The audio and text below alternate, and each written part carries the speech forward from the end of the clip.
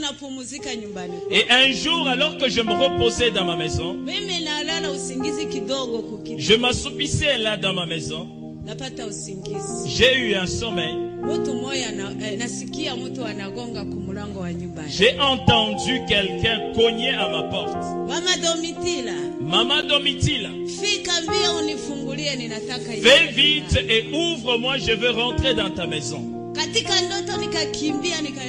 Dans mon rêve, je me suis levé et j'ai couru pour aller ouvrir. Et quand je voulais ouvrir la porte,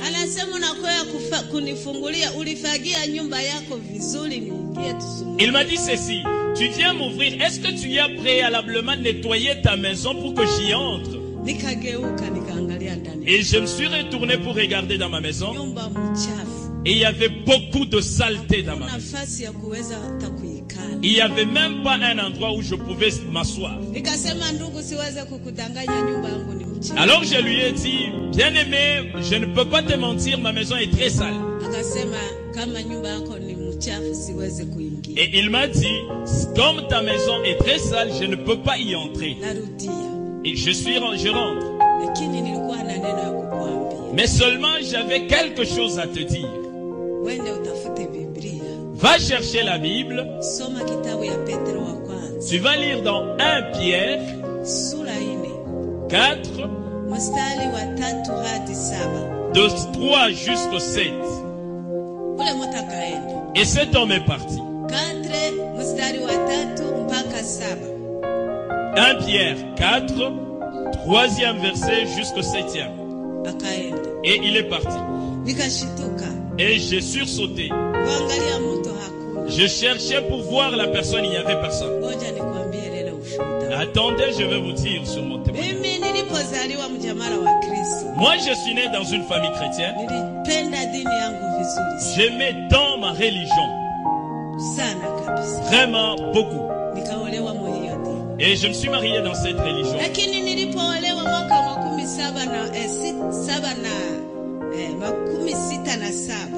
Ok, je me suis marié en 1967. Et je croyais vraiment que je suis chrétien et je vais au ciel.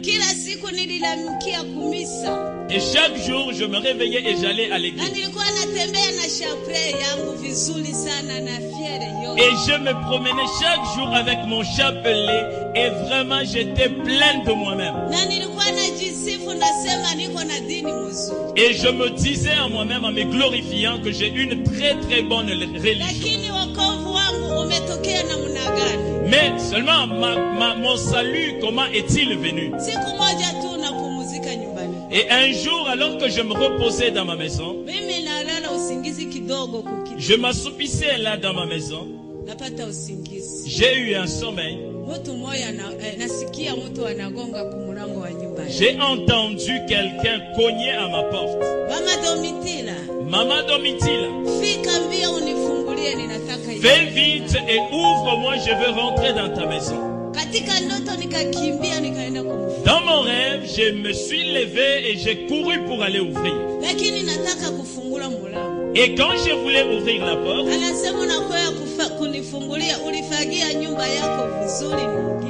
il m'a dit ceci: tu viens m'ouvrir, est-ce que tu as préalablement nettoyé ta maison pour que j'y entre?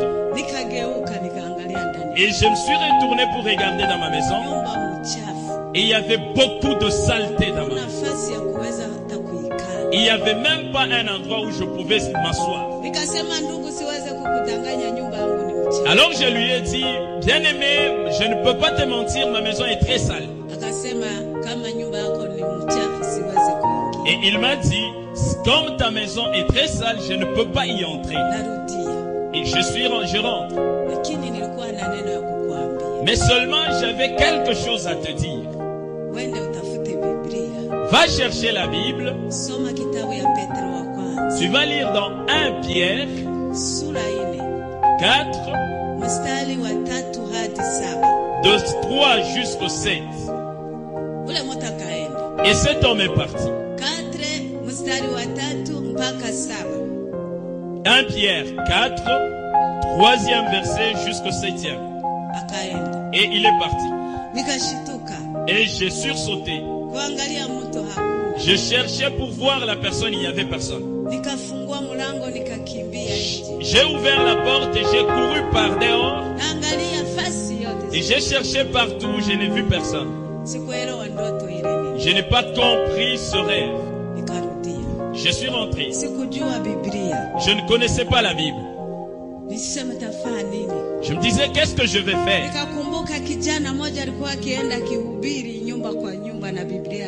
Je me rappelais d'un garçon qui allait prêcher de maison à maison avec sa Bible. Comme je me suis rappelé que cet homme avait la Bible, je suis allé vers le garçon.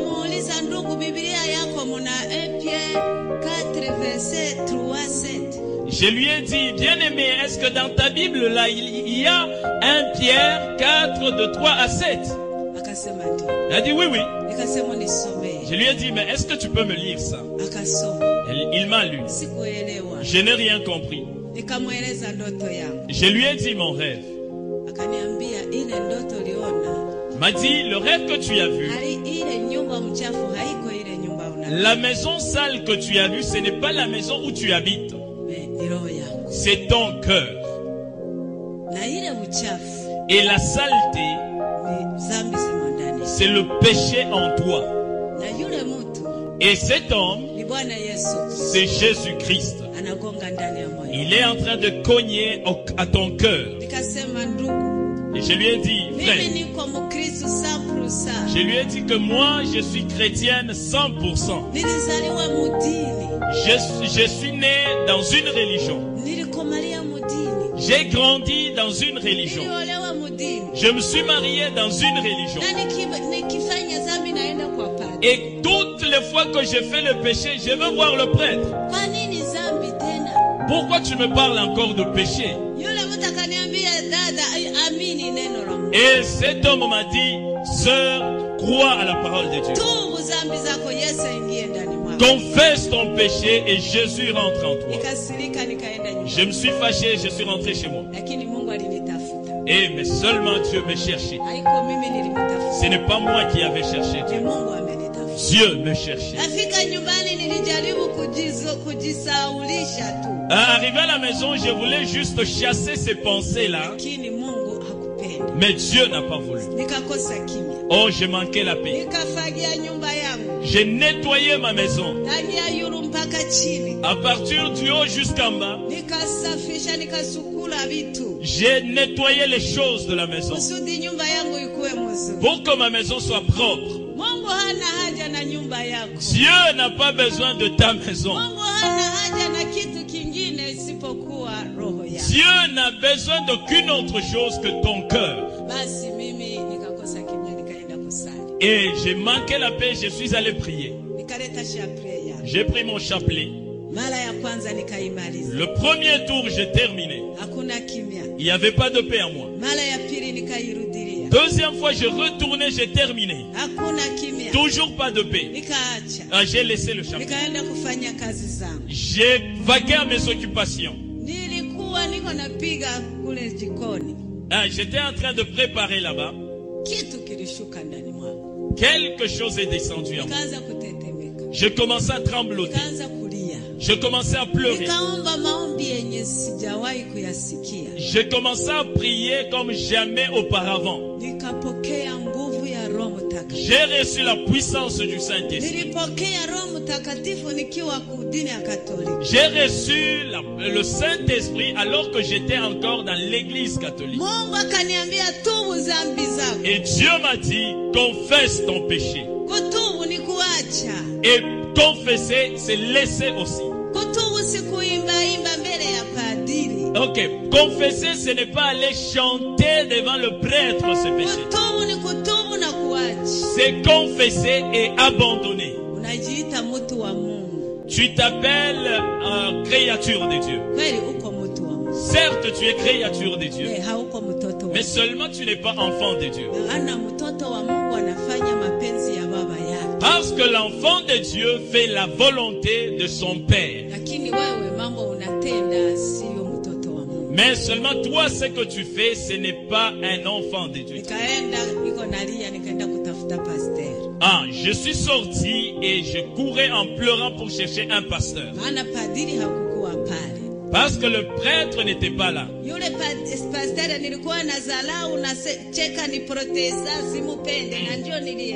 Et alors je suis allé voir un pasteur, c'est lui que j'ai critiqué. Je disais que c'est un protestant, celui-là, je l'ai méprisé. Et c'est vers lui que je suis allé. Je lui ai dit mon rêve. J'ai confessé mon péché. Et après, il a prié pour moi. Et je suis rentré avec joie dans mon cœur. Je suis resté dans la mouvance du Saint-Esprit. Et mon mari est toujours catholique à l'église. Et la nouvelle est arrivée juste à l'église catholique, comme quoi elle a reçu le Saint-Esprit. Et elle ne prie plus Marie. Elle a jeté son chapelet. Et elle n'est plus dans la bonne voie. On m'a appelé. On est parti avec mon mari. On m'a demandé qu'est-ce qui t'est arrivé. Je leur ai dit, j'ai reçu le Saint-Esprit. Et Dieu me conduit dans la prière. On m'a dit, mais pourquoi tu as abandonné la prière de Marie et le chapelet? Je leur ai dit, maintenant je prie selon que le Saint-Esprit me conduit. Et on m'a dit, là ce n'est pas le Saint-Esprit. Là c'est un mauvais esprit que tu as accueilli. À genoux, on va prier pour toi. Et puis on va te donner de l'eau bénite. Et cet esprit-là va sortir. Je leur ai dit, moi je ne suis pas possédé. Je n'ai même pas besoin de cette eau bénite. Parce que celui qui est en moi, il est plus grand que cette eau. Alléluia. Amen. On m'a dit, on m'a chassé. Sors. On a dit à mon mari, rentre avec ta folle, elle est devenue folle.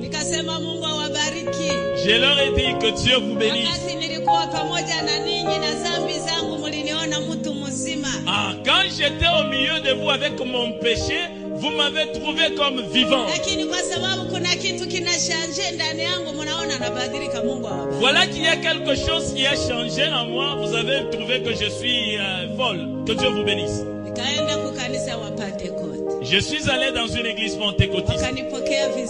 On m'a vraiment accueilli. Le pasteur a prié pour moi.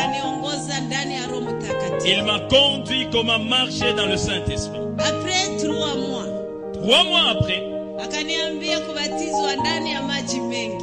Et il m'a parlé du baptême dans l'eau par immersion. Je lui ai dit non. Non, moi on m'a déjà baptisé. Dans l'eau. En esprit. On ne peut plus me baptiser une seconde. Et dans mon église on nous prêchait, si tu te fais baptiser une seconde fois, tu prends 2 croix. J'ai dit, mais ces 2 croix là, comment je vais les porter? Et j'ai refusé. On m'a chassé. Je suis rentré dans ma maison. Un problème est rentré. Là, mon mari était catholique. Ah, mon témoignage est trop grand, je sais. Mais seulement je vais vous dire comment j'étais morte. Et après quelque temps, mon mari aussi est sauvé. À l'église catholique, il y a eu beaucoup de gens qui ont reçu la puissance du Saint-Esprit. On les a aussi chassés. Alors, on a commencé à prier ensemble avec toutes ces personnes qui étaient chassées. Nous n'étions pas de l'église catholique. Nous ne sommes pas des protestants. Mais seulement nous étions en train d'adorer Dieu en esprit. On a eu beaucoup de problèmes avec les églises. On est allé prier. Si on demandait à Dieu, Dieu, dis-nous ce que nous devons faire. Alors on demandait à Dieu, Seigneur, est-ce que ce qu'on a reçu, c'est réellement un esprit qui vient de toi? Mais pourquoi on a beaucoup de problèmes à cause de ça? Dis-nous si ce n'est pas le Saint-Esprit pour qu'on rentre à l'église catholique. Ou bien si être baptisé pour une seconde fois, ce n'est pas un péché pour qu'on aille. On est allé prier. Nous étions nombreux. Une semaine durant. Dieu ne nous a rien dit. On ne mangeait rien et on ne buvait pas. Et nous avons perduré là-bas. Il y a d'autres personnes qui sont fatiguées, qui sont rentrées. Et nous sommes restés à 12. Et il y avait 7 hommes. 8 hommes plutôt.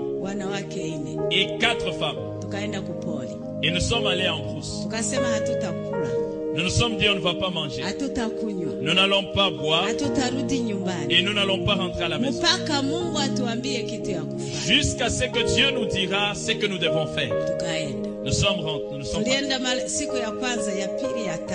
Le premier jour, le deuxième jour, le troisième jour.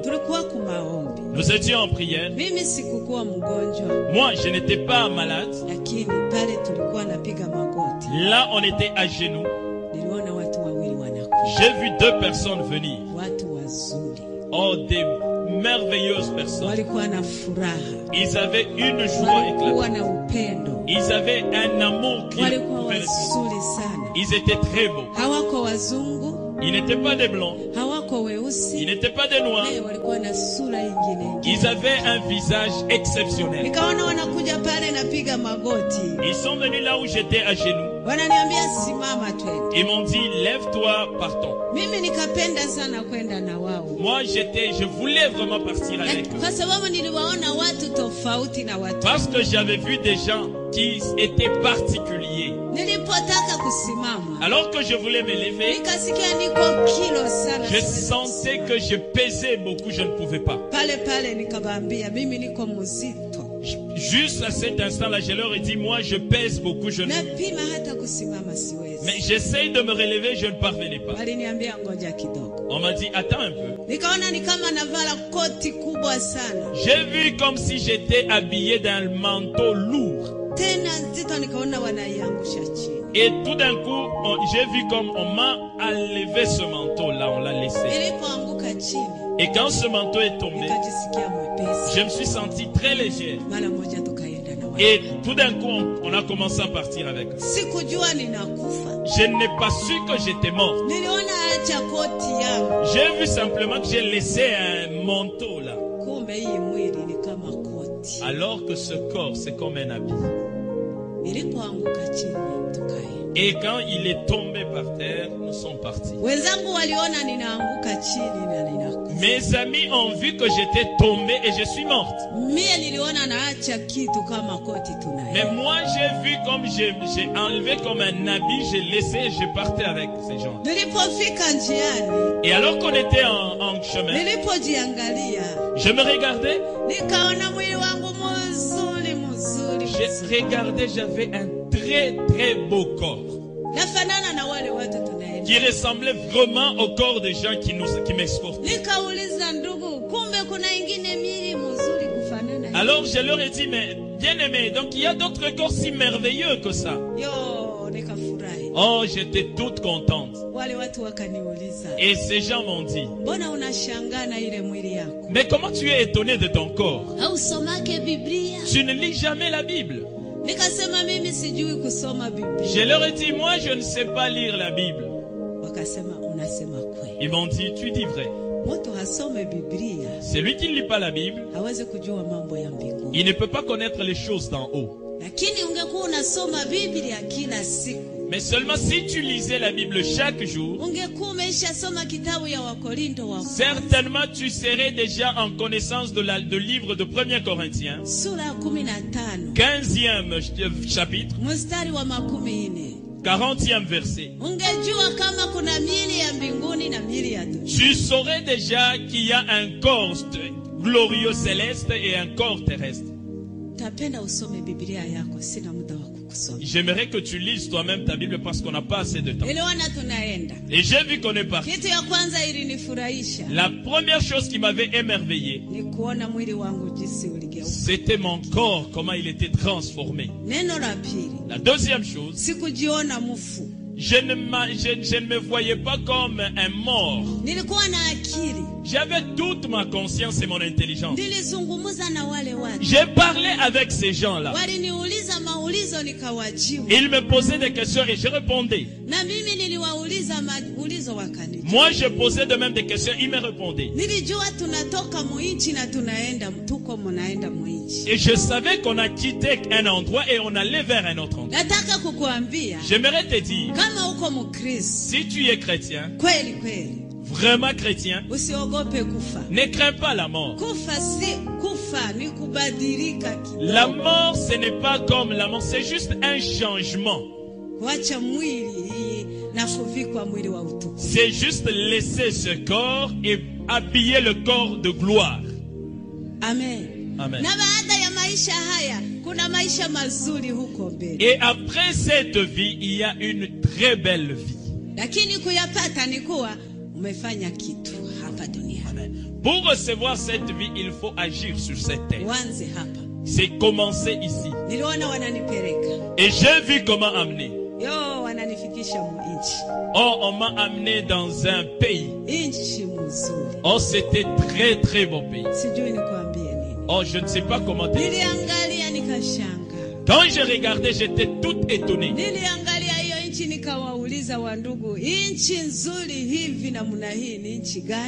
Quand je regardais, j'ai dit à ces gens qui m'escortaient, mais un très très beau pays, c'est quel pays ça? Ils m'ont dit, le pays que tu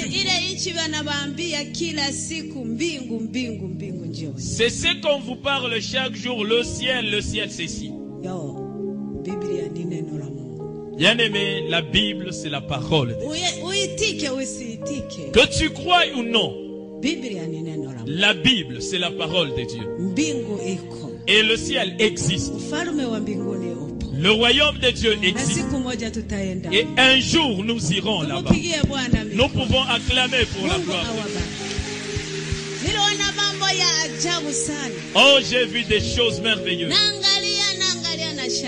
Et quand j'ai regardé, j'étais étonné.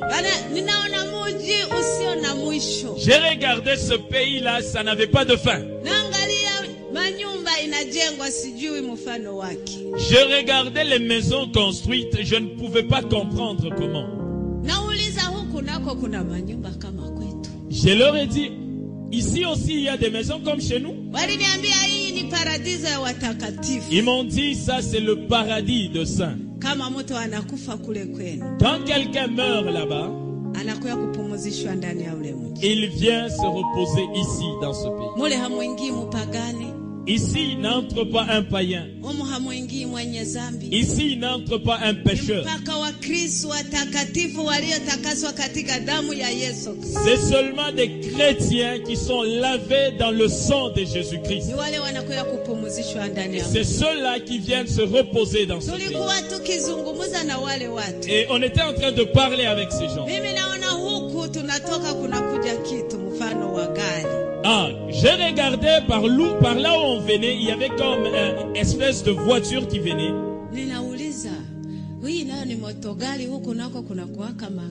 J'ai regardé, j'ai posé la question, j'ai dit, ah mon Dieu, ici aussi il y a une voiture. On m'a dit, non, ça ce n'est pas une voiture. Ça c'est le char. C'est le char qui avait pris Élie, qui avait pris Enoch.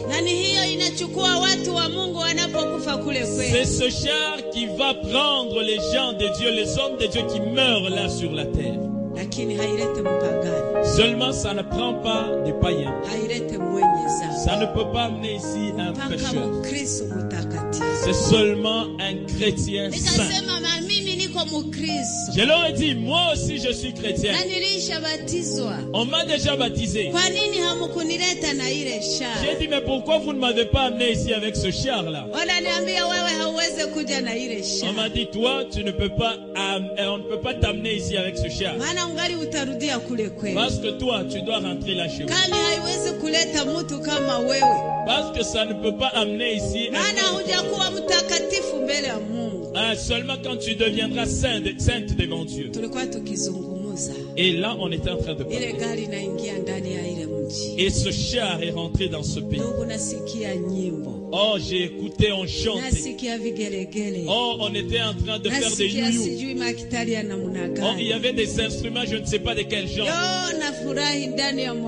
J'avais une très grande joie. Je voulais voir ces gens-là qui chantaient et qui jouaient aux instruments. Mais seulement on n'a pas voulu que j'y entre. On m'a arrêté juste à l'entrée. Et j'ai vu que de là venait un homme, un grand, un géant. Et il était vraiment brillant.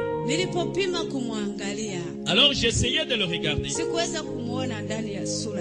ne pouvais pas voir son visage parce que ça brillait fortement. Et il est venu devant moi. Il m'a dit, vous avez vraiment bien prié. Il m'a dit, mais comment vous savez très bien prier comme ça? Mais seulement vous ne voulez pas le faire ainsi chaque jour.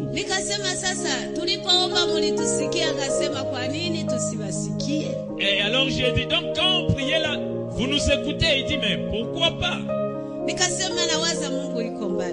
Et j'ai dit, mais moi je crois que Dieu est très loin.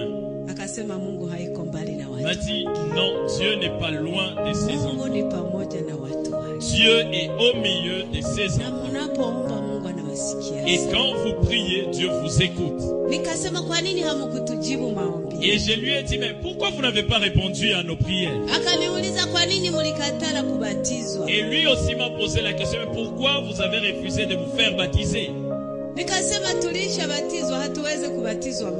lui ai dit, mais écoute, on nous a déjà baptisés, on ne peut pas se faire baptiser une seconde fois. Et il m'a posé la question, c'est quel genre de baptême vous avez reçu? J'ai dit, on nous a versé juste de l'eau sur la tête. Mais c'était seulement au nom du Père, du Fils et du Saint-Esprit. Et il m'a posé la question, est-ce que vous êtes vraiment des chrétiens? J'ai dit oui. Il m'a dit, Jésus était baptisé de quel genre de baptême? J'ai dit, en tout cas ça, je ne connais pas le baptême de Jésus. Il m'a dit, Jésus était baptisé dans le Jourdain, dans l'eau qui coule. Quand tu suis Jésus-Christ, vas-y faire comme Jésus a fait. Il a été baptisé par immersion. Vous aussi, allez-y quand vous faire baptiser ainsi. Et c'est là le vrai baptême. Et c'est ce qui existait depuis. Seulement parce que les gens sont en train de changer des choses. C'est pourquoi il y a plusieurs façons d'être baptisé. Mais seulement le vrai baptême, il y en a un seul. C'est seulement par immersion. L'image de mourir et de ressusciter avec Jésus-Christ. Je n'avais plus quoi dire. Il m'a introduit dans ce pays. Bien aimé. Oh, j'étais étonné. Oh, Dieu reste Dieu. Et le royaume de Dieu existe. Et un jour, nous irons. Je voyais un pays qui était à perte de vue. Je voyais, il y avait beaucoup de gens dedans. Des gens qui étaient beaux. Watu walikuwa na furaha. Ils avaient une joie Walikuwa wakimwimbia Mungu. Ils étaient en train de chanter. Walikuwa wakipiga vitu mimi sikuweza kuvielewa. Et ils utilisaient des instruments que je ne comprenais pas. Ndugu waimbaji, endelea kuimbia Mungu. Bien-aimés chantres, continuez à chanter. Ndugu mnajua kupiga magitari, zidi kufanya hivyo. Toi qui sais bien jouer aux instruments, fais-le encore. Kwa sababu hata mbinguni wanaimba. Parce que même là-bas, on chante. Na Biblia inasema mambo yote itaisha. Et la Bible dit toute chose va s'arrêter. Lakini mbinguni itabaki kumusifu na Mais seulement au ciel, là, on restera en train de le louer. Kama uko mwimbaji imba. Et si tu es chantre, chante. Unajua kupiga piga ni mzuri ni kumwabudu. Si tu sais jouer aux instruments, fais-le, c'est bien, c'est louer Dieu. Ananiambia angalia watakatifu. M'a dit regarde les saints. Watu walikufa kule kwenu. Les gens qui étaient morts chez vous. Munalia mnasema wamekufa. Et vous pleurez là-bas, vous disiez qu'ils sont morts. Angalia fasi wanapumzishwa. Regarde là où ils sont. Angalia furaha wako nayo. Regarde la joie qu'ils ont. Angalia namna wanangaa. Regarde comment ils sont et ils brillent. Na bado hawajangaa. Et il m'a dit, d'ailleurs, jusque-là, ils n'ont pas encore connu le grand éclat. Hawajafurahi. Ils n'ont pas encore connu la grande. Maana nao bado hawajamuona Yesu Kristo. Parce qu'ils n'ont pas encore vu le Seigneur. Na siku watamuona. Et le jour qu'ils le verront, watakuwa wazuri tena kupita. Ils seront encore plus beaux que maintenant. Oh, nilifurahi. Oh, j'étais toute contente. Ndugu wewe. Bien-aimé. Mbingu iko. Oh, le ciel existe. Twende mbinguni. Allons-y au ciel. Amen, amen. Amen. Yo.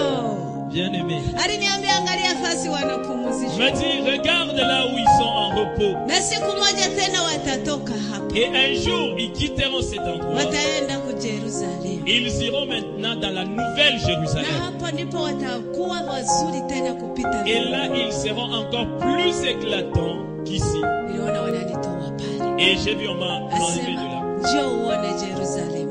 Viens, on va te montrer la nouvelle Jérusalem. Bien-aimé, j'étais tout étonné. J'ai regardé le pays.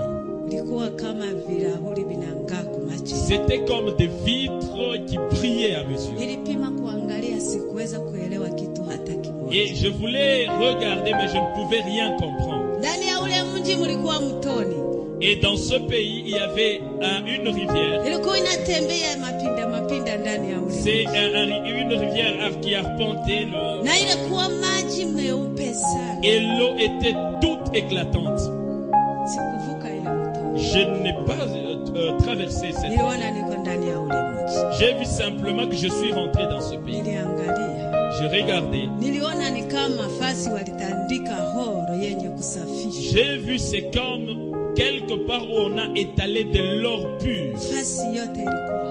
Et partout il y avait de l'or. Partout il y avait de l'or. J'ai dit, bon, je vais essayer quand même de marcher là. J'ai dit, bon, j'essaie de marcher pour voir si je vais marcher comme on marche sur la terre. Mais seulement je n'ai pas pu.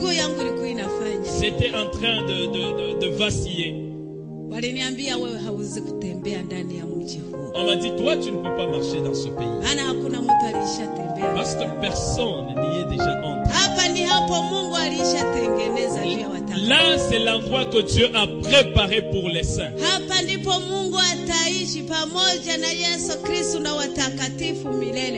C'est ici l'endroit où Dieu vivra avec Jésus-Christ, avec tous les saints.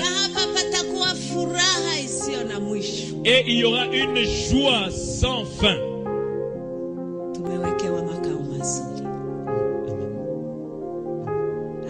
Amen.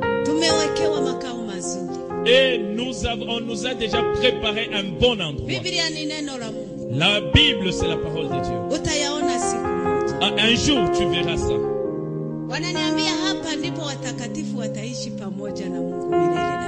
On m'a dit, c'est ici que les saints vivront avec Dieu éternellement.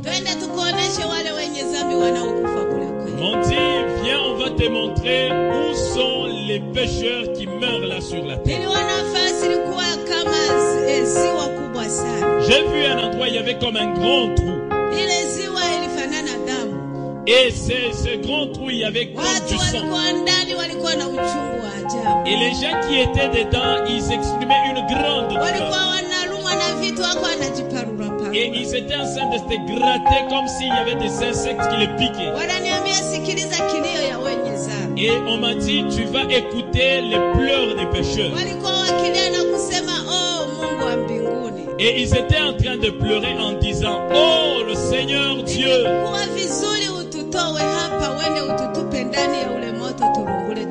il est bon que tu nous prennes de cet endroit et que tu nous jettes dans le feu et qu'on se consume, qu'on se termine. Ils m'ont dit que ça c'est un mensonge.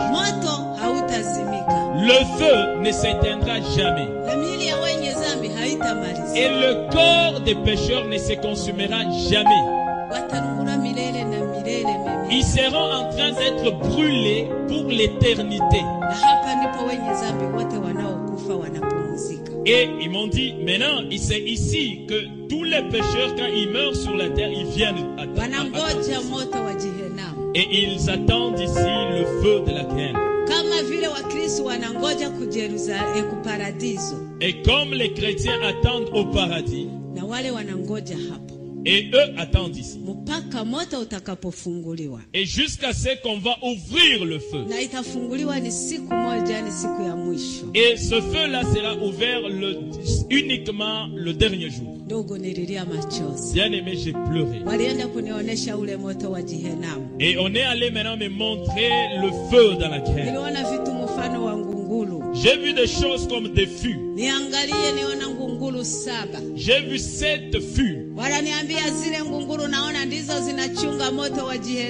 On m'a dit ces 7 fûts, ça conserve le feu de la Géhenne. Et le feu est gardé là-bas. Ça sera ouvert un seul jour. Et ça sera la fin du monde. On m'a dit, tu ne vas pas simplement voir ces fûts. Et maintenant, tu vas écouter ce qui est gardé dedans.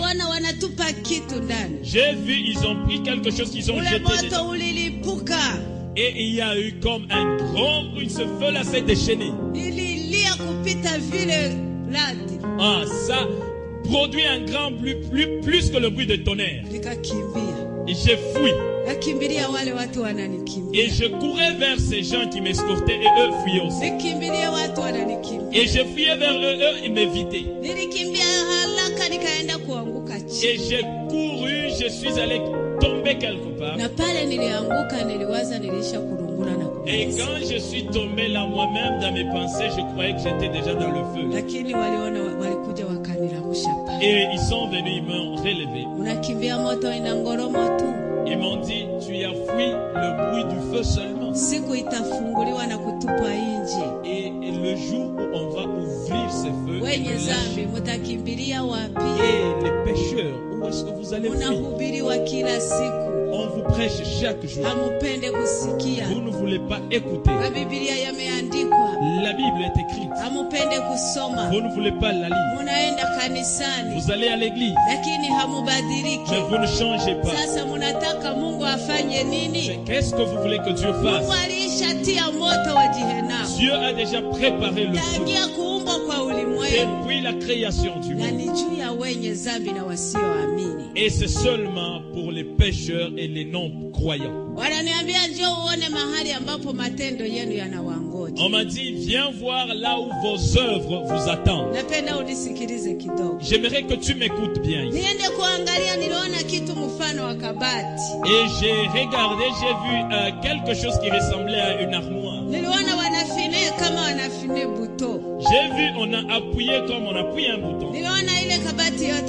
Et cette armoire s'est ouverte. J'ai vu qu'il y a beaucoup de dossiers, beaucoup de papiers dedans.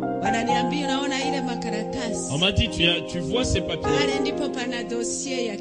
C'est là qu'il y a le dossier de chacun.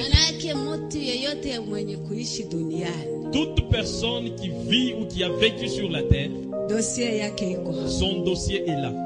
que tu sois chrétien, que tu sois païen, que tu sois grand, que tu sois jeune, ton dossier est là-bas. Et là, il y a juste deux chemins. Le premier, c'est pour entrer au ciel. Et le deuxième, c'est pour aller en enfer. Et chaque personne qui meurt doit passer par là. Quand il arrive par là, il prend son dossier. Et quand tu termines de lire ton dossier, tes œuvres vont te montrer la voie que tu dois prendre. Si tu es saint, ta voie est là. Et tes œuvres vont te montrer. Et si tu es païen, tes œuvres aussi te montreront ta voie. Avant que Dieu ne te juge, tu seras jugé par tes œuvres. Si tu ne sais pas lire, c'est là que tu apprendras à lire. Si tu étais aveugle, né aveugle, c'est là que tu vas voir et tu vas lire. Ce n'est pas Dieu qui va lire ton dossier. Toi-même, tu vas le lire. Deuxième chose.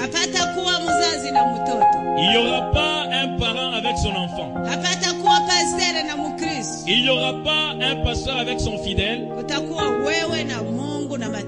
Il y aura seulement toi, Dieu et tes œuvres. Oh, c'est très amer. Je ne savais pas lire. Depuis que j'étais né, je n'ai pas été à l'école. Je ne savais même pas lire. J'ai regardé, j'ai vu mon dossier qui était ouvert. J'ai lu Maman Domitille. Et en dessous de toutes mes œuvres, depuis ma jeunesse jusqu'à ce jour-là. Et je regardais, je commençais à trembloter. Je commençais à pleurer.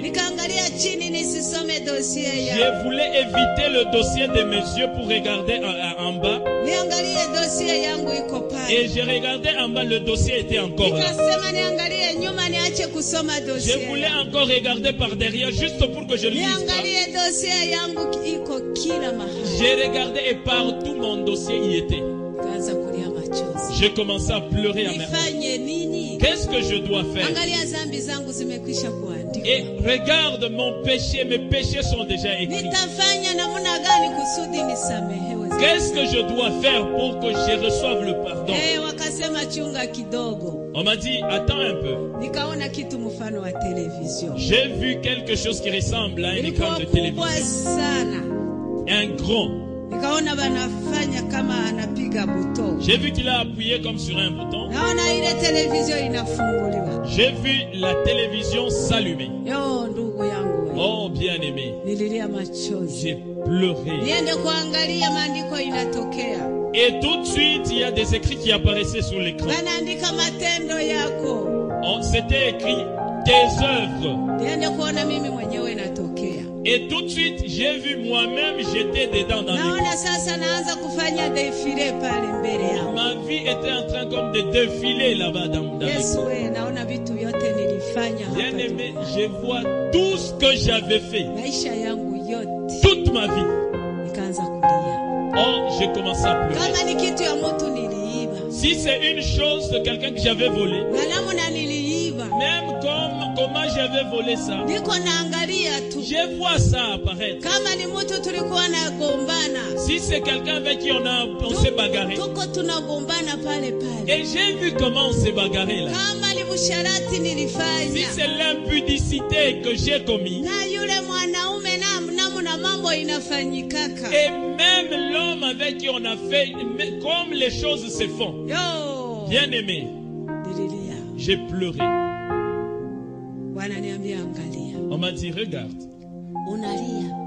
tu pleures. maiti. Donc tout apparaît, le jour, l'heure, la minute. Yote yuko inapitika pale. Tout défile là-bas. Na kitu kilinirumiza sana. Et ce qui m'a vraiment touché, mambo nilifanya muujana wangu, les choses que j'avais faites dans mon jeune âge, niliyaona ni kama nayafanya leo. Je voyais ça comme si je venais à peine de le faire. Yo, nikauliza wale watu. Oh bien aimé, je posais la question. Nifanye nini? Qu'est-ce que je dois faire mambo yangu isamehewe mbele pour que ces choses soient pardonnées devant Dieu? Waliniambia kusamehewa kwako ni kuwa ungali kule kwenu dunia. On m'a dit le pardon ne s'obtient que quand tu es sur la terre dans le monde. Nirudishe haraka niende kutubu dhambi. Je leur ai dit retournez-moi tout de suite pour que j'aille confesser mon péché. Napenda kwenda niende kutubu dhambi sana. J'aimerais retourner là pour confesser mon péché. Waliniambia unalia sababu na yaona. Ils m'ont dit tu pleures parce que tu as vu. Mais kila siku hauhubiriwe. Et chaque jour on ne te prêche pas. Kwa nini haubadiliki? Pourquoi tu ne changes pas? Tangia leo, à partir d'aujourd'hui, ujue macho ya Mungu, sache que les yeux de Dieu, ni mfano wa kamera. C'est comme une caméra. Inatembea pamoja na wewe kila uendapo. Avec toi partout où tu vas. Kila mahali unaishi macho ya Mungu yako pamoja na wewe. Partout où tu vis, les yeux de Dieu sont là. Na siku moja utajikuta jinsi ulivyo. Et un jour tu te verras comme tu vis. Utalia Mungu amekusingizia maana utakuwa unaona mambo yako wazi mbele yako. Et tu vas pleurer parce que tu vas commencer à voir toi-même de tes propres yeux ta vie. Nasema hakuna mambo mnirudishe niende kutubu. Je leur ai dit bon écoutez, il y a pas de problème, retournez-moi pour que j'aille demander pardon. Uchungu nirudie tu. Et l'amertume c'était que je rentre. Niona wananipeleka. Et j'ai vu on m'a sorti de cette. Wananionyesha mambo mengi, saa yangu inakaribia kuisha. On m'a montré beaucoup de choses, mon temps est presque fini. Wanaenda kunionyesha watoto waliokufa hapa duniani. On m'a montré des enfants qui sont morts sur la terre. Walikufa na mama wanatoa mamimba kwa damu. Des enfants qui sont morts parce que des femmes ont avorté. Wamama mnaotoa mamimba. Bien aimés les mamans qui avortent. Hiyo ni dhambi mbele ya Mungu. Sachez que c'est un péché devant Dieu. Wale watoto wako mbinguni. Et ces enfants sont au ciel. Lakini wanakuchunga na madawa kila siku na kunywa kutoa mamimba. Ils t'attendent avec les produits que tu as utilisés pour provoquer l'avortement. Ni mubaya na ni dhambi na ni kuua. C'est un péché et c'est tuer. Kama uko Mkristo haifai ufanye mambo ya namna hiyo. Et si tu es chrétienne, tu n'es pas censé faire cela. Siku moja utasamba na watoto wako. Et un jour, tu vas être en jugement avec ces enfants. Walienda kunionyesha madini ya watu hapa duniani. On m'a montré les religions des gens sur la terre. Namna tuko na mambo ambayo haimpendeze Mungu. Comment nous avons des choses qui ne plaisent pas à Dieu. Watu wanagawanyika makundi makundi. Les gens se divisent en dénominations, en deux groupes. Ninauliza ile makundi makundi ni makundi gani? J'ai posé la question, tous ces groupes c'est quoi? Wananiambia ile kundi ni ya Wakatoliki, ile kundi ni ya Waprotestants. On m'a dit ça, c'est les catholiques, ça, les protestants. Kwa nini wanagawanyika makundi makundi? Mais pourquoi ils sont divisés en groupes? Wakasema si ni vile mnasemaka kule kwenu. Et on m'a dit mais c'est ce que vous dites là chez vous sur la terre. Sisi tuko Baanglikana, sisi tuko Bapentekoste, sisi tuko Bafulani. Nous sommes des anglicans, nous sommes des pentecôtistes, nous sommes ceci. Nasema ni dhambi kwa Mungu. J'ai dit mais est-ce que ça c'est aussi un péché? Akasema haikuwa dhambi. Ils m'ont dit ce n'était pas un péché. Mais dhambi iko ndani mwao. Mais seulement il y a un péché dans eux. Hawana masikilizano. Ils n'ont pas l'entente. Hawana mapenzi. Ils n'ont pas l'amour. Watu wanapenda dini kundi yao. Ils aiment plus leur dénomination. Wengine wanapenda kundi yao. Et ceux-ci aiment aussi leur dénomination. Na ile ni haimpendeze Mungu. Et ça ne plaît pas à Dieu. Kwa sababu kama hakuna upendo, parce que s'il n'y a pas l'amour, hakuna kwenda mbinguni. Il n'y a pas aller au ciel. Inafaa muwe na umoja. Il faut qu'on soit unis. Muwe na masikilizano. Il faut qu'on ait l'entente. Tena mpendane. Et qu'il y ait l'amour. Katoliki walikuwa na mambo yao. Les catholiques avaient leurs affaires. Walikuwa na mambo makubwa sana, sina muda wa kuwazungumza. Ils avaient beaucoup de choses, je n'ai pas le temps. Wanabebana na mizigo mizito. Seulement ils avaient beaucoup de fardeaux qui pesaient. Walikuwa wanalala ndani ya nyumba ya Mungu kama maiti. Ils étaient en train de dormir dans la maison de Dieu comme des cadavres. Mimi nauliza sasa ile ni nini? Et j'ai posé la question, c'est quoi ça? Wakasema wale ni walevi na wavutaji wa cigarette. On m'a dit ceux-là, ce sont des ivrognes et des gens qui fument la cigarette. Nikauliza sasa ile ni dhambi kwa Mungu? Je leur ai dit, mais ça aussi c'est un péché devant Dieu. Asema ile lolote linaweza kuharibu mwili wa mtu ni dhambi kwa Mungu. On m'a dit, tout ce qui peut détruire le corps d'un homme, c'est un péché devant Dieu. Mtu wa Mungu haupaswi kunywa pombe kule. Un homme de Dieu ne peut pas boire sa nivrée, fumer pour détruire le corps. Quand tu tues ton corps, Dieu n'est pas content. Je leur ai dit, mais la vraie religion, c'est quoi? On m'a dit, la religion, c'est quoi? J'ai dit, mais c'est suivre Dieu. On m'a dit, non. Suivre Dieu, c'est suivre la parole de Dieu. Et nous, ici, on ne connaît pas vos religions. C'est pourquoi, quand on vous dit abandonnez telle chose, vous dites non, ma religion ne m'interdit pas ça.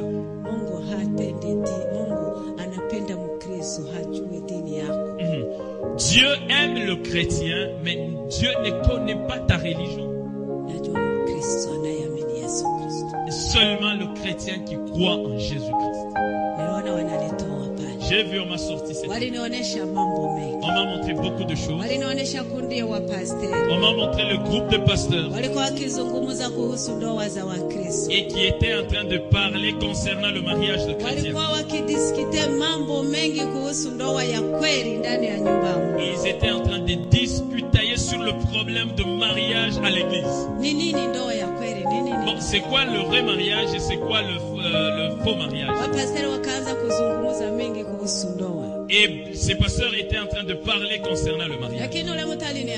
Mais seulement c'est lui qui m'a dit. Toutes ces discussions, pourquoi? Le mariage est unique. Mais pourquoi toutes ces discussions? Dieu a créé l'homme et la femme.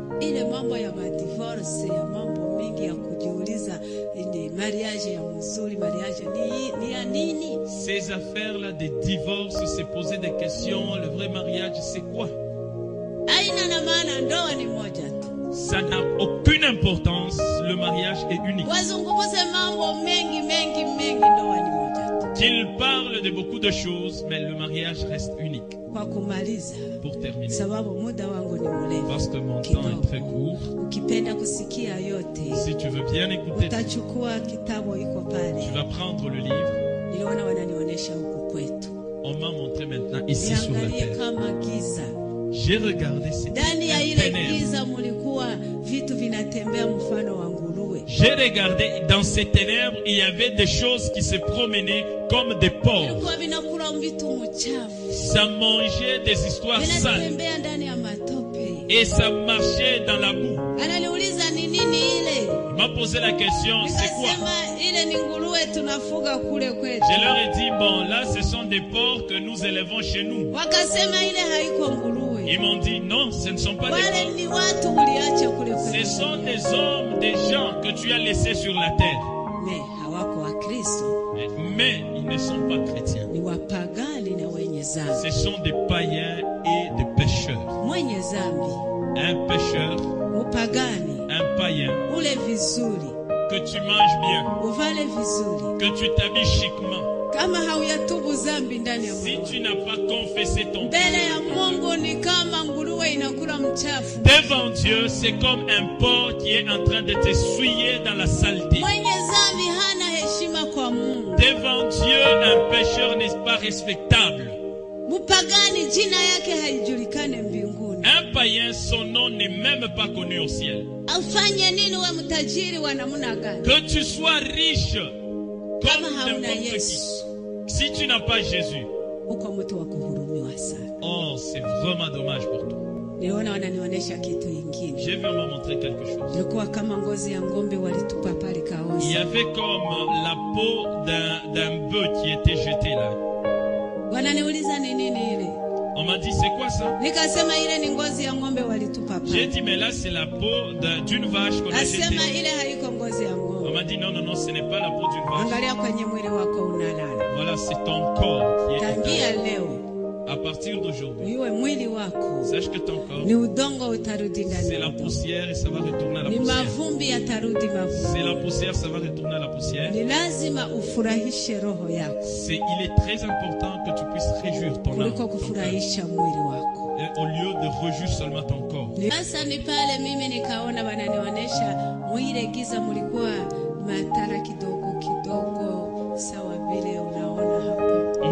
Quand j'ai regardé dans ces ténèbres qui étaient au fait la terre, j'ai vu qu'il y avait des petites lumières qui brillaient.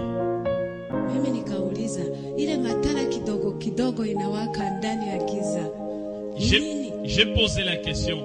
Alors ces petites lumières là qui brillent dans ces ténèbres, c'est quoi?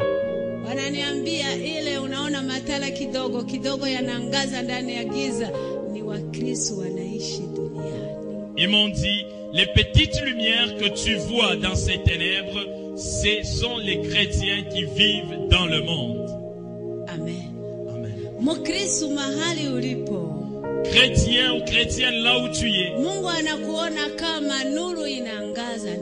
Dieu te voit comme la lumière qui brille dans les ténèbres.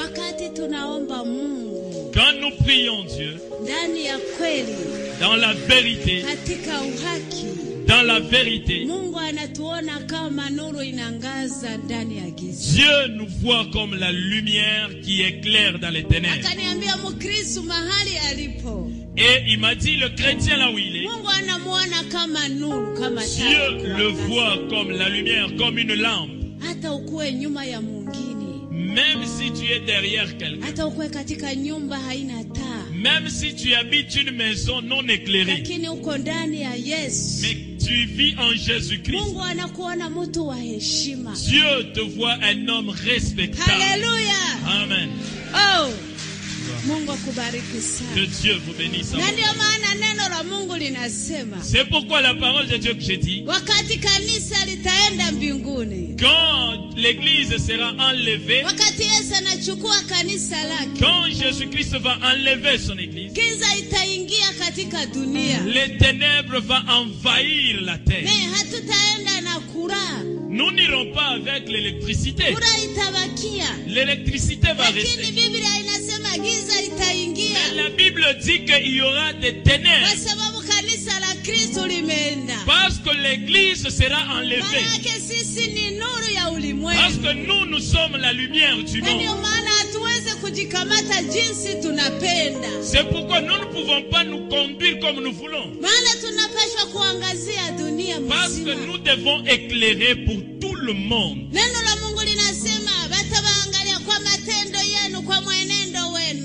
Dieu, et la parole de Dieu dit, on va vous observer par votre vie, votre comportement. C'est pourquoi nous ne pouvons pas nous mélanger aux païens. C'est pourquoi nous ne pouvons pas suivre comment les païens marchent. Ce sont eux qui vont venir vers nous pour voir comment nous marchons. Ce n'est pas nous qui vont aller prendre comment vivre Jésus. Nous ne pouvons pas nous mélanger avec la vie du monde. Parce que nous sommes des personnes merveilleuses. Nous ne devons pas commencer à chercher les choses du monde. Parce que nous ne sommes pas du monde. Nous sommes les gens de Dieu. La Bible dit que nous, notre bonheur c'est au ciel. Après ces choses, il m'a dit, je vais te dire deux choses. J'ai vu un grand livre. C'était très grand. On m'a dit, tu vois ce livre? C'est là qu'est écrit les noms des saints. La personne dont le nom ne se retrouvera pas là-bas, hawezi kuingia ufalme wa mbinguni. Ne peut pas entrer dans le royaume des Na ile jina inaandikwa tangia siku unaamini Bwana Yesu Kristo. Et le nom rentre là-bas le jour que tu crois au Seigneur Jésus. Kama jina yako haiko humo, Si ton nom n'est pas là, uweze kuingia katika ufalme wa. tu ne peux pas rentrer dans le royaume de Dieu. Biblia ni neno la Mungu. La Bible, c'est la parole de Dieu. Walinionyesha mambo mengi. On m'a montré beaucoup de choses. Siweze kuendelea. Je ne peux pas continuer. Lakini Même, ule mtu munene mrefu mais la personne grande akaniambia nikwambie leo unataka kurudia. et m'a dit, je te dis aujourd'hui comme tu vas rentrer, Wende uambie batu. va dire aux gens, Usiongeze mambo uliona. n'augmente pas à ce que tu as vu. Usipunguze. Ne diminue pas ce Sema que tu jinsi as vu. uliona. Mais dis exactement comme tu l'as vu. Neno ya pili ambia watu. Et deuxième chose que tu diras aux gens, Baada ya maisha mko nayo kule. après la vie que nous avons ici, Kuko maisha ingine mbele. il y a une autre vie aussi. Maisha ya aina mbili. Et il y a deux sortes. Maisha mzuri, La bonne vie maisha mbaya. et la mauvaise vie. Lakini kupata ile maisha mazuri Et pour recevoir cette bonne ni vie, kuyatafuta ungali hapa dunia. c'est rechercher ça aussi longtemps que tu es sur la terre. Ukitaka kuishi maisha mzuri mbinguni, Si tu veux avoir une bonne vie là aussi, tubu dhambi zako. confesse ton péché. Amini Yesu Kristo. Crois en Jésus. Tembea katika mapenzi ya Mungu. Marche selon la volonté. Usipopenda, Si tu ne veux pas, jehanamu na kungoja. la guerre t'attend. Neno la tatu. La troisième Wende chose, waambie watu. va dire aux gens, Kama unataka kuomba Mungu, si tu veux prier Dieu, usiombe chapelet. ne prie pas le chapelet. Usiombe mjina ya mtu Ne mwingine. prie pas au nom de quelqu'un d'autre. Awe mtakatifu Que mbinguni. ce soit un saint au ciel. Usiombe mjina ya mtu fulani. Ne prie pas au nom de quelqu'un. Neno la tatu. La troisième, Usipige magoti yako mbele ya sanamu. ne t'agenouille pas devant les idoles, devant des représentations. Kama unataka kuomba Mungu, Quand tu veux prier, omba Mungu Baba katika jina la Yesu. demande à Dieu au nom de Jésus. Kama Yesu hakuna, Si Jésus n'y est pas, hakuna kitu. il n'y a rien. Uwe na vyote.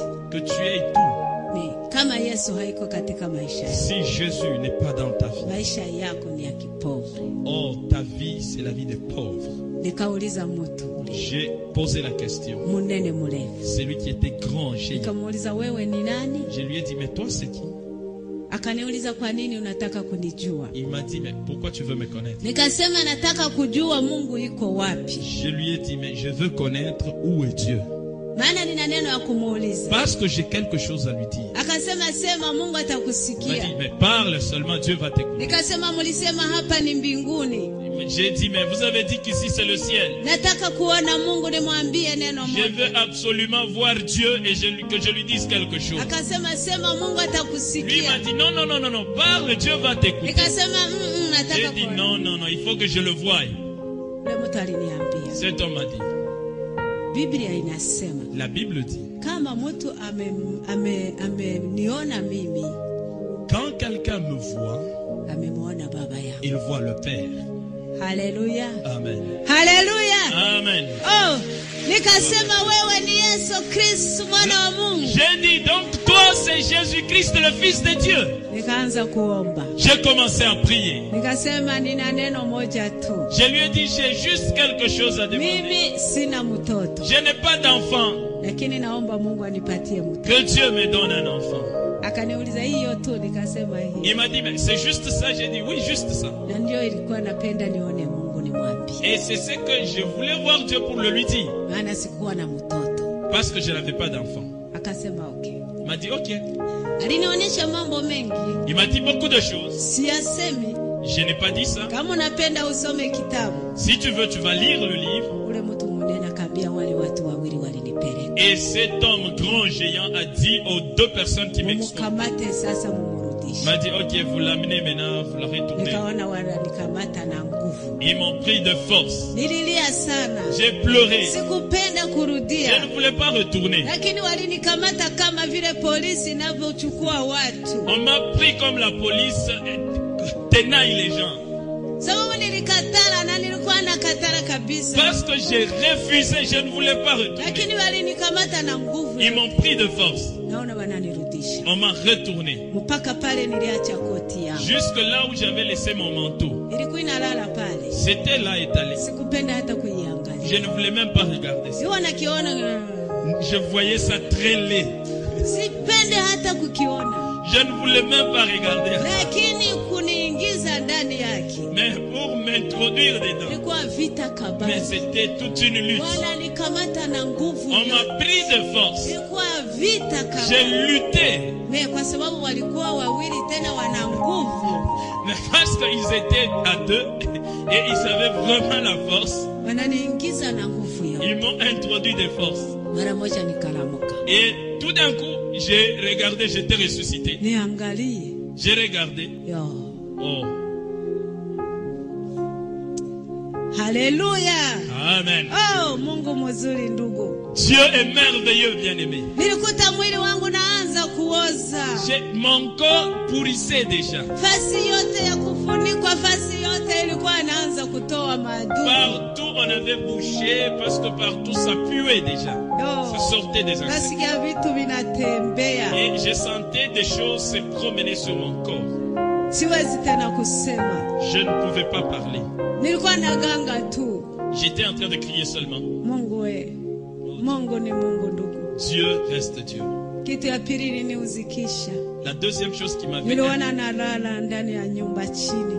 J'ai vu que j'étais dans la maison étalée. Walishanifunika drap ya mweupe. On m'a déjà couvert d'un drap blanc. Watu walishanikimbia. Et les gens fuyaient déjà. Sababu mwili wangu naanza ninuka. Parce que le corps puait déjà. Watu wamekuwa pembeni kule nje. Et les gens étaient loin là. Ninaangalia napiga kelele. Et j'ai crié.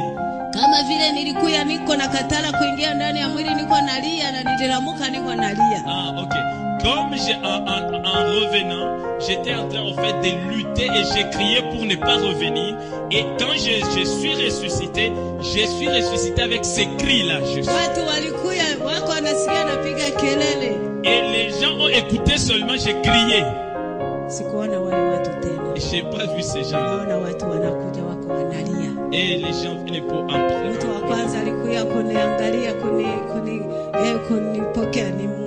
La première personne qui est venue et qui m'a accueilli, c'était mon mari.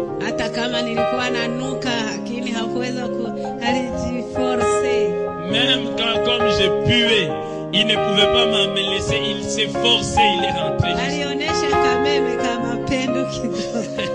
Il a montré vraiment un amour. Amen.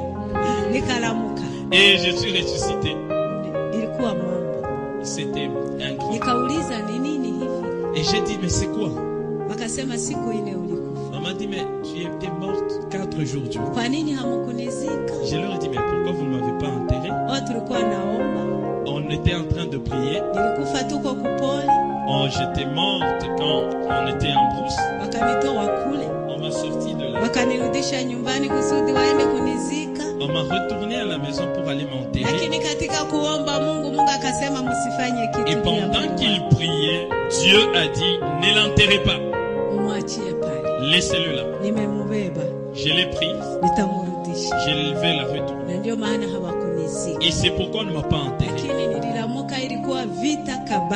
Oh, quand je me suis levé, c'était une grande lutte. Et toutes les 12 personnes avec qui on était en prière, on voulait les tuer. Oh, parce que vous avez tué quelqu'un en brousse là où vous étiez supposé aller prier et vous ne voulez pas l'enterrer. Et il commence à puer même. Et c'était une lutte. Et Dieu m'a retenu. Dieu connaît toutes choses qui se passent sur la terre. Et je suis resté 3 semaines. Et mon corps s'est reconstitué. J'ai pris la force. Je n'étais pas allé à l'hôpital. La chose que j'ai faite, j'ai confessé mon péché. C'était une grande réunion. Il y avait des gens qui venaient de partout. Et j'ai témoigné. Et avant de témoigner, nilisema munipatie Biblia. J'ai demandé la Bible. Nikasema nilisoma dossier yangu mbinguni. J'ai dit, j'ai lu mon dossier au ciel. Munipe kitabu. Donnez-moi la Bible. Sababu nilienda kusoma. Parce que quand j'étais allé, j'ai lu. Wakanipa Biblia. On m'a donné la Bible. Maandiko nilisoma kule ndio ile. Ah, les mêmes choses que j'avais lues là, c'est là. Nikaanza kusoma. J'ai commencé à lire. Watu wanashangaa. Les gens étaient étonnés. Nasema munipe ingine. J'ai dit, donnez-moi une autre. Wananipa ingine nasoma. On m'a donné un autre livre. Watu walitetemeka. Les gens tremblotaient. Maana walinijua. Parce qu'ils me connaissaient. Si kuingia shule hata siku moja. Je n'ai jamais été à l'école même un seul jour. Watu waliangalia walishindwa. Et les gens étaient étonnés. Nikasema mambo niliona mbinguni kule nitayasema. Je leur ai dit, les choses que j'ai vues là-bas, je vais les dire. Nikaanza kutemwanya. Et j'ai commencé à témoigner. Mambo niliona huko. Les choses que j'ai vues. Kisha nikasema mwende kunibatiza ndani ya maji mengi. Et je leur ai dit, allez-y, vous allez me baptiser par immersion. Mungu aliniambia nibatizwe ndani ya maji mengi. Parce que Dieu m'a dit de me faire baptiser par immersion. Sikubatizwa peke yangu. Je ne me suis pas fait baptiser seul. Tulibatizwa karibu watu 1000. Ah, on nous a baptisé près de 100 personnes. Sababu wapasteri wote walikuja kwenye maji kubatiza watu. Parce que beaucoup de pasteurs étaient là pour baptiser. Watu wakaamini Yesu. Oh, beaucoup de gens ont cru. Watu wakatubu dhambi. Beaucoup de gens ont confessé. Watu wakachukua ubatizo wa maji mengi. Beaucoup de gens ont accepté le baptême par immersion. Tangia hiyo siku. À partir de ce jour, mimi nikawa Mkristo. Je suis devenu une chrétienne. Kristo anayekwenda mbinguni. Une chrétienne qui va au ciel. Mimi siko tena Mkristo wa dini fulani. Je ne suis pas une chrétienne d'une religion quelconque. Mbinguni hawakuniambia dini ya kweli. Parce qu'au ciel, on ne m'a pas dit la vraie religion. On m'a dit le chrétien qui marche avec Jésus-Christ. Et je leur dis, j'irai au ciel. Pourquoi? Parce que j'ai vu avec mes yeux. J'ai marché avec mes pieds. J'ai visité le ciel. Et un jour, je vais retourner là-bas. Partons au ciel. Alléluia. Que Dieu vous bénisse. La deuxième chose, permettez-moi de terminer ensemble. Quand je m'étais réveillé, j'ai regardé et j'étais vraiment seul dans la maison. D'autres ont fui. Oh, bien-aimé, c'est amer. Juste parce que j'ai pué, ils ont fui. J'avais mon mari qui m'aimait beaucoup. Mon mari aussi, à cause de l'odeur, il ne pouvait pas supporter, il s'est éloigné aussi. J'avais des frères et sœurs avec qui je suis né de la même mère, qui m'aimaient beaucoup. Et quand j'étais morte, elles ont fui. J'avais des amis. Quand mon corps puait, ils ont fui. Bien aimé, je vais te dire une chose, tu n'as pas de vrai frère. Tu n'as pas de vrai ami. Tout cela que tu as, ce sont des voisins et des voisines. Nous avons un seul frère. C'est lui qui nous aime tant. Même si tu pues, il ne peut pas t'abandonner. Même dans le sépulcre, il est avec toi partout. Même si tu souffres d'une maladie contagieuse, il ne peut pas te craindre. Il ne va pas te fuir. C'est pendant que tu es dans un état où les gens te fuient que lui s'approche plus de toi. C'est là qu'il va vraiment montrer son amour de Dieu. Et ce frère, c'est qui? Ce frère-là, c'est qui? C'est Jésus-Christ. Alléluia. Alléluia, clairement. Amen. Nous avons un frère, Jésus-Christ. Tu as Jésus. Tu as tout. Tu as Jésus. Tu es pauvre. Oh, tu es Ok, tu es un homme qui a le pardon. Tu n'as pas Jésus. Tu es pauvre. J'aime Jésus. Et je continuerai à l'aimer. Je vais continuer à répondre. Et si tu étais là, tu ne le connaissais pas. Je te demande de le connaître. La Bible dit que c'est lui le chemin, la vérité et la vie. Et si tu veux le voir, tu le verras.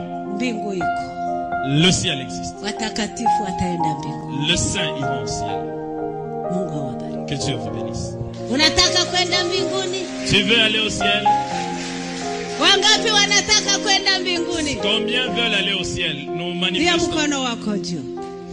Alléluia. Alléluia. Et un jour, alors que je me reposais dans ma maison, je m'assoupissais là dans ma maison. J'ai eu un sommeil. J'ai entendu quelqu'un cogner à ma porte. Maman Domitila. Fais vite et ouvre-moi, je veux rentrer dans ta maison. Dans mon rêve, je me suis levé et j'ai couru pour aller ouvrir. Et quand je voulais ouvrir la porte,